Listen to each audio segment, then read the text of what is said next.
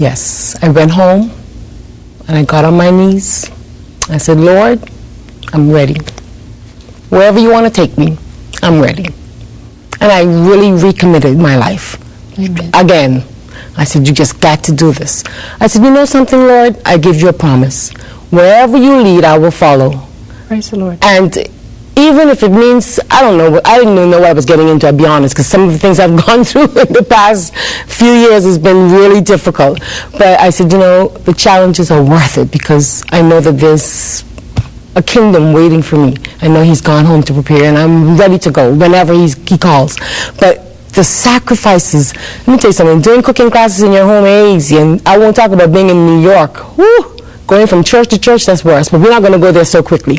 But it's beautiful to be able to, you know, embrace this message. And as I started that journey, it was a few days before my birthday. I'll never forget.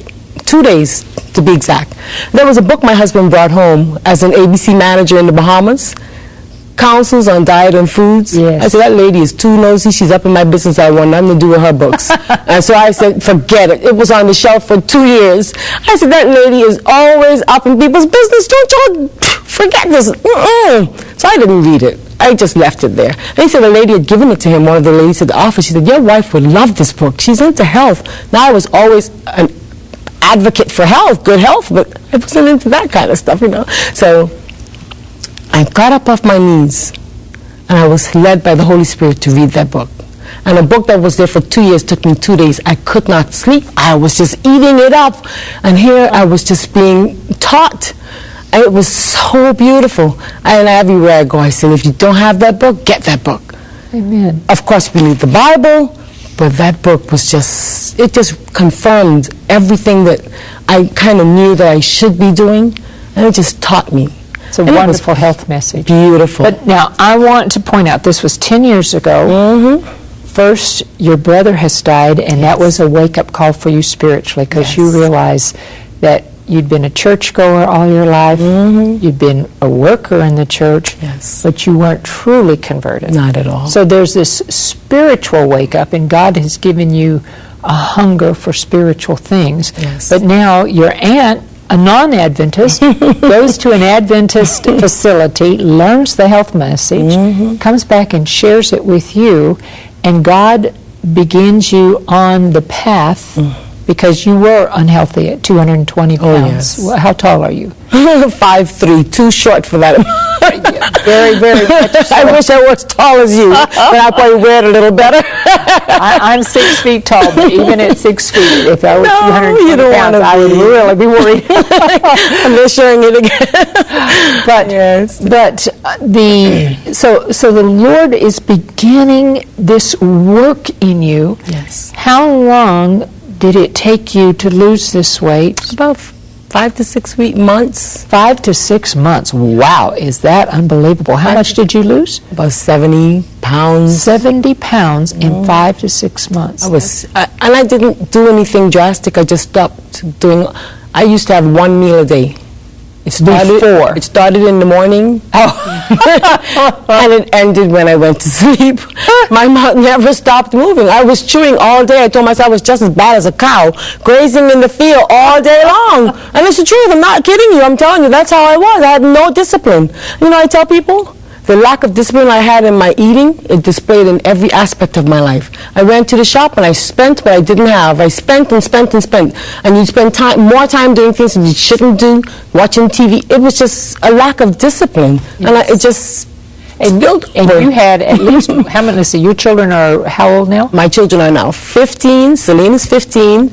NJ is, I think he's 13. And Vincent's 10.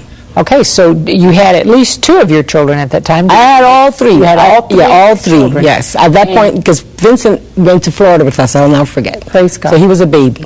All right, so the Lord begins you, Marlene, on this personal health journey. At what point did you realize that, now did you already had your degree in home economics? Oh yes, I already had my degree. Did you, at what point did you become a certified health nutritionist? It was after. And then how did you know that God was calling you to share this as a ministry, to share this message. Tell us about how the Lord started you.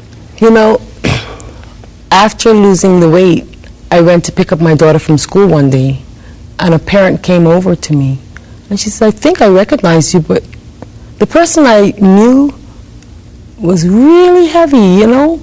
And she said, are you sick? I said, no, I've never felt better in all my life. She says, oh, well, what are you doing to look like that, you know? I said, well, and that was just the opening door. I'll never forget her. That was the first person. And after that, I didn't have to ask anybody. The people just started calling and coming and asking, and it was just the beginning of this. And did you begin doing cooking classes? Not right away. Well, initially I started learning for myself because I wasn't cooking vegetarian then. I was eating everything else. But I started cooking vegetarian, and I didn't eat too much of what I cooked. The bloopers my husband and everyone else ate. And honestly, I did not taste my food for about 2 weeks. I prepared scrambled tofu and cashew cheese macaroni and cheesecakes, and I'd say, you guys eat it and let me know what you think. I even had a guest over to my house once, him and his girlfriend. I said, you tried the cheesecake and let me know. He said, have you had it? I said, no. He said, you're giving me something you haven't had? I said, I haven't had it. I said, I don't care to eat it. I said, I just want to know everybody else's opinion. I said, I ate it up. He said, can I take some more home? Because I want my mom to try it. And everyone's trying this food, and I didn't try it because I don't like to try things. I'm really skeptical on trying stuff. So I said, okay. Eventually, I pinched a little. I said, tastes okay. That's pretty good. I can do this. I taste another. I said, that's pretty good. And so I started eating it like that.